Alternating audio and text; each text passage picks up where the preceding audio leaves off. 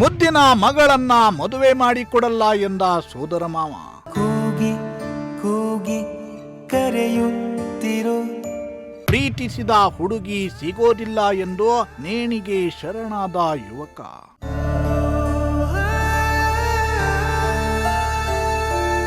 S ವೀಕ್ಷಕರೇ, ಈ ಪ್ರೀತಿ ಪ್ರೇಮ ಅನ್ನೋದು ಕೂಡ ಒಂದು ರೀತಿಯ ಲಾಟರಿ ಇದ್ದ ಹಾಗೆ. ಅದೃಷ್ಟ ಇದ್ದವರಿಗೆ ಈ ಲವ್ ಅನ್ನೋದು ಬಂಪರ್ ಲಾಟರಿಯಾಗಿ ಪರಿಣಮಿಸುತ್ತೆ. ತಾವು ಪ್ರೀತಿಸಿದವರನ್ನೇ ಮದುವೆಯಾಗುವ ಅವಕಾಶ ಸಿಗುತ್ತೆ. ಅವರಿಂದ ಸುಖ ಸಂತೋಷ ಎಲ್ಲವೂ ಸಿಗುತ್ತೆ. ಆದರೆ ಬಹುತೇಕ ಜನರಿಗೆ ಈ ಪ್ರೀತಿಯಿಂದ ಸಿಗೋದು ಬರೀ ದುಃಖ ನೋವು ಮಾತ್ರ. ಇನ್ನು ಕೆಲವರಂತೂ ಈ ಪ್ರೇಮದ ಪಾಶಕ್ಕೆ ಸಿಲುಕಿ ಕೊನೆಗೆ ತಮ್ಮ ಪ್ರಾಣವನ್ನೇ ಕಳೆದುಕೊಂಡು ಬಿಡ್ತಾರೆ. ಅಂಥದ್ದೇ ಒಂದು ಘಟನೆ ಇದೀಗ ಚಿಕ್ಕಬಳ್ಳಾಪುರದಲ್ಲಿ ನಡೆದಿದೆ.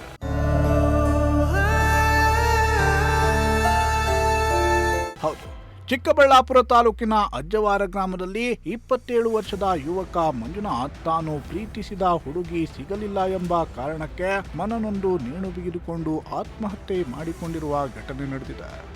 ಮಂಜುನಾಥ್ ತನ್ನ ಸೋದರ ಮಾವನ ಅಪ್ರಾಪ್ತ ವಯಸ್ಸಿನ ಮಗಳನ್ನ ಪ್ರೀತಿಸುತ್ತಿದ್ದ ಎನ್ನಲಾಗಿದೆ. ಇನ್ಫ್ಯಾಕ್ಟ್ ಇಬ್ಬರೂ ಕೂಡ ಪರಸ್ಪರ ಪ್ರೀತಿಸುತ್ತಿದ್ರಂತೆ. ಆದ್ರೆ ಮದುವೆಗೆ ಸೋದರ ಮಾವನ ಕುಟುಂಬದಿಂದ ಒಪ್ಪಿಗೆ ಸಿಗದ ಹಿನ್ನೆಲೆಯಲ್ಲಿ ಈ ದುರ್ಘಟನೆ ಸಂಭವಿಸಿದೆ ಅಂತ ತಿಳಿದು ಬಂದಿದೆ.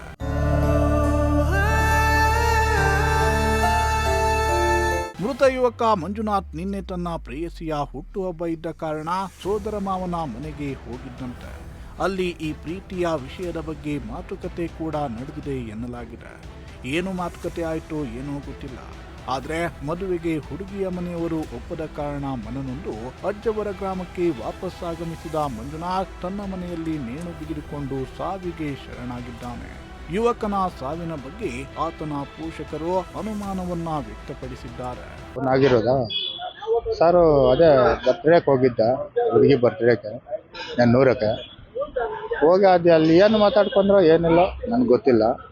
ನನ್ಕ ಒಂದು ಕೇಕು ಕೊಟ್ಟನು, ತಿಂದೆ. ಆಮೇಲೆ ಅವರು ಆ ಸೈಡು ಮಾಡ್ಕೊಂಡ್ರು, ನಾವಿಬ್ಬರು ಈ ಸೈಡ್ ಮಾಡ್ಕೊಂಡು ಒಂದು ಹೊತ್ತಿನಾಗ ವರಾಂಡಾಗ ಒಂದು ರೂಮ್ ಐತೆ. ಆಶೆ ಯಾವಾಗ ಹೋದ್ನೋ ಏನಿಲ್ಲ ಗೊತ್ತಿಲ್ಲ, ನಾವು ನೋಡಿಲ್ಲ. ಹೋಗಿ ಬಾಕ್ಲಿದ್ದು ಸ್ವಲ್ಪ ತೆಗ್ದಾನೆ, ಅದು ಸ್ವಲ್ಪ ತೆಗ್ದಾನೆ ಅವ್ರು ಹಾಕ್ಕೊಂಡು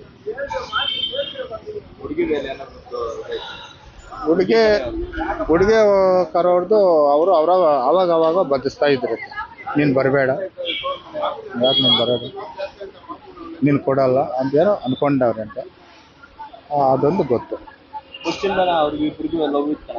ಇತ್ತು. ಇವಾಗ ಆ ಹುಡುಗಿ ಫಸ್ಟಿಂದ ಇತ್ತು. ಆ ಹುಡುಗಿ ಹೋಯ್ತಾ ಅವನಿಗೆ ಹೋಯ್ತು.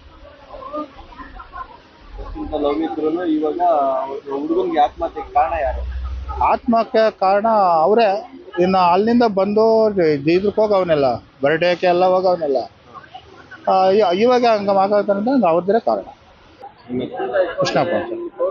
ಇನ್ನು ಈ ಘಟನೆಗೆ ಸಂಬಂಧಿಸಿದಂತೆ ಚಿಕ್ಕಬಳ್ಳಾಪುರ ಗ್ರಾಮಾಂತರ ಪೊಲೀಸ್ ಠಾಣೆಯಲ್ಲಿ ಪ್ರಕರಣ ದಾಖಲಾಗಿದ್ದು, ಸಾವಿನ ಹಿಂದಿನ ನಿಖರ ಕಾರಣ ಮತ್ತು ಸಂದರ್ಭಗಳನ್ನ ತಿಳಿಯಲು ಪೊಲೀಸರು ತನಿಖೆಯನ್ನ ಮುಂದುವರೆಸಿದ್ದಾರೆ. ಮೋಹನ್ ಕುಮಾರ್, ಪ್ರಜಾಶಕ್ತಿ ಟಿವಿ, ಚಿಕ್ಕಬಳ್ಳಾಪುರ.